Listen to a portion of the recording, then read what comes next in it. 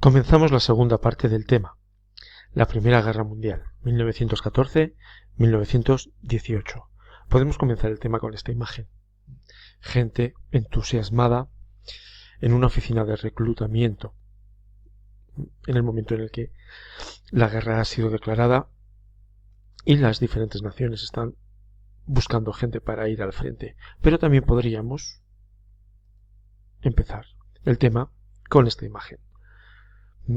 Nos olvidamos ya del entusiasmo de la imagen anterior y vemos la representación que hizo un pintor llamado Otto Dix de lo que era la guerra y el campo de batalla. ¿Veis? Barbarie, destrucción y muerte. Es importante conocer las causas. ¿Qué es lo que llevó a Europa y al mundo a la mayor carnicería que había existido hasta ese momento? Millones y millones y millones de hombres, de soldados, fueron al frente y muchos de ellos murieron allí o fueron mutilados y volvieron a la casa heridos o con consecuencias psicológicas.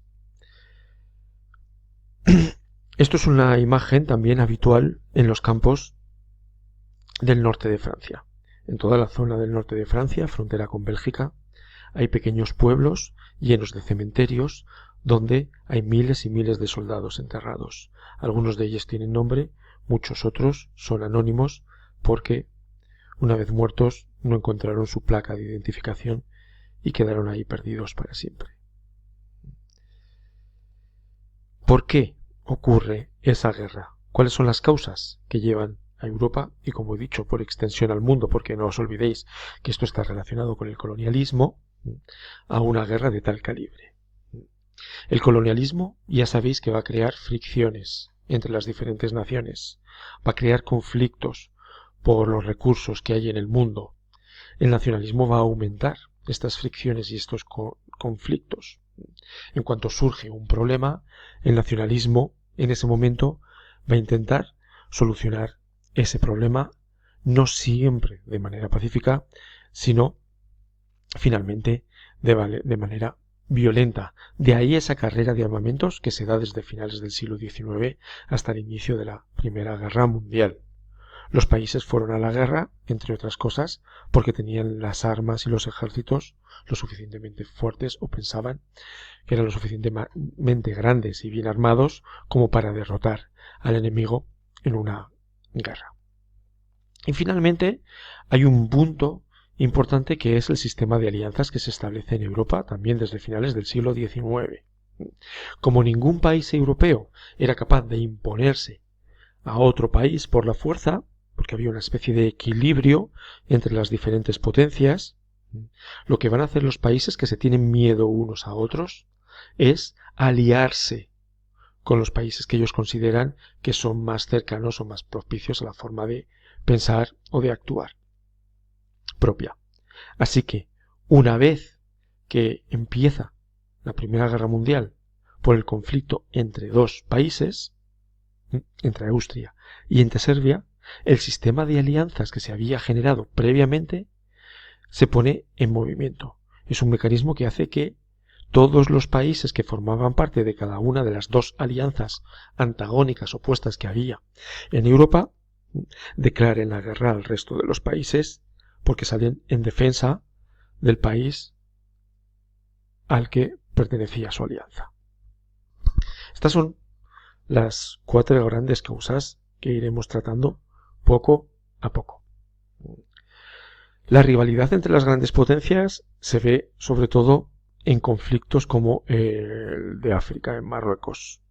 En Marruecos hay diferentes pequeños conflictos, entre ellos el de Algeciras, en donde tanto Alemania como Francia llegan a tener rivalidades cercanas al enfrentamiento militar, pero se solucionan de una manera más o menos pacífica. Estos conflictos llevan a una exaltación nacionalista. Las naciones pretenden ser las dominadoras del continente. Cada nación quiere ser hegemónica, quiere estar por encima de las demás. Cada golpe contra la nación propia es un acto de humillación que debe de ser vengado, porque la nación es algo sagrado. El nacionalismo es casi como una religión. Entonces, insultar, pisotear al nacionalismo significa no pisotear a esa religión nacional que se ha creado, y significa también la necesidad de una redención a través muchas veces de la violencia, de la venganza. Recordamos que dentro de estos conflictos nacionales que hay en Europa a finales del siglo XIX está la lucha entre Francia y Alemania. Francia perdió la guerra franco-prusiana en 1870 y 71 contra Prusia, que en estos momentos se está convirtiendo en Alemania. Esta guerra significa la pérdida de dos territorios muy importantes para Francia, Alsacia y Lorena. Son dos territorios fundamentales porque en esos territorios se habla alemán y se habla francés al mismo tiempo. Son territorios de cultura germanófila, cultura alemana, pero que tradicionalmente han pertenecido a Francia. En este caso, Francia las pierde. Son dos territorios ricos en minería. Entonces, en este proceso de industrialización y necesidad de materias primas, perder dos territorios de tanta riqueza, aparte del dolor económico que causa, provoca también una humillación a la nación francesa, que tiene siempre la idea de recuperar esos dos territorios. Bien. Otro punto de conflicto de nacionalismos en Europa son los Balcanes, toda aquella zona que en un tiempo se llamó Yugoslavia y donde ahora están diferentes países como Serbia, como Montenegro, como Croacia, como Bosnia. Bueno, aparte de estos países en la zona de los Balcanes, también encontramos a Serbia, a Grecia, a Rumanía, Serbia ya lo he dicho, perdón, Hungría, encontramos también Bulgaria. Toda esta zona prácticamente pertenecía al Imperio Turco, y el Imperio Turco hacía frontera con el Imperio Austrohúngaro. El Imperio Austrohúngaro es un imperio multinacional. Hay muchas naciones viviendo dentro del Imperio Austrohúngaro y necesita mantener el equilibrio dentro de su imperio para que esas pequeñas naciones no se independicen a través de, evidentemente, movimientos violentos. ¿Qué ocurre? Que el Imperio Turco, que también es un imperio multinacional, se está deshaciendo, está desapareciendo, es muy débil en la segunda mitad del siglo XIX. Y al ser tan débil, países que pertenecían al Imperio Turco se independizan. Grecia en 1821, Serbia, Rumanía. Al independizarse, lo que ocurre es que el Imperio Turco se continúa deshaciéndose, se fragmenta, y el Imperio Austrohúngaro, que también está lleno de naciones, empieza también a temblar, porque las naciones que pertenecen al Imperio Austrohúngaro también quieren ser independientes, a imitación de lo que han visto que ha pasado en el Imperio Turco. Además, aquí va a entrar un actor importante en juego, otra gran potencia, que es Rusia. Rusia, que ya es enorme en territorio, es enorme en población, pero no es tan fuerte ni económica ni militarmente como Prusia o como Francia o Gran Bretaña.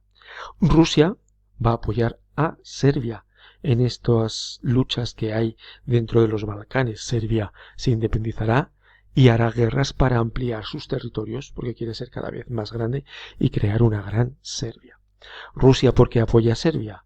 En primer lugar, porque los rusos son cristianos ortodoxos y los serbios también son cristianos ortodoxos. Tienen ahí un lazo, un nexo religioso.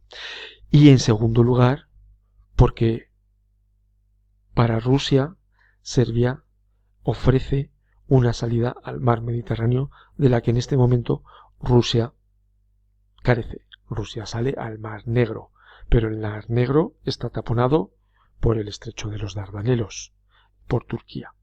Entonces, de esta forma, teniendo a Serbia como aliado, Rusia obtiene una salida para los barcos propios al mar Mediterráneo. La siguiente causa es la carrera de armamentos y el sistema de alianzas que se crea en Europa. Los diferentes países, las naciones, invierten muchísimo en armamento, mucho, aumentan sus ejércitos, crean, por ejemplo, la instrucción obligatoria para todos los hombres. Y además van a crear esas alianzas de las que os he hablado habitualmente. Allí los diferentes países ya tienen rencillas que vienen de tiempo atrás, desconfían de unos de otros y tienen más o menos afinidad sobre un país o sobre otro. Por un lado se va a crear la triple alianza, que es la alianza de los imperios. El imperio alemán, que acaba de surgir de Prusia. Prusia era un estado muy importante en lo que era el antiguo imperio germánico, y tras la guerra contra los franceses se convierte en Alemania y se creará el imperio alemán. El imperio austrohúngaro, que es un imperio también de siglos de tradición, y luego Italia, que también es una potencia naciente, es un país recién creado que surge también en la segunda mitad del siglo XIX. Antes no existía Italia. Esto por un lado, aunque cuidado porque los italianos en cuanto empiece la guerra cambiarán de bando. Y por otro lado, Rusia, Francia y Gran Bretaña, tres países que tradicionalmente habían estado enemistados entre sí. Francia con Gran Bretaña durante todo el siglo XVIII habían estado luchando unos contra otros, incluso en las guerras napoleónicas de principios del siglo XIX. Rusia y Francia desconfiaban unos de otros, aunque daba el recuerdo de los franceses, de los ejércitos napoleónicos invadiendo Rusia. Rusia y Gran Bretaña también desconfían unos de otros.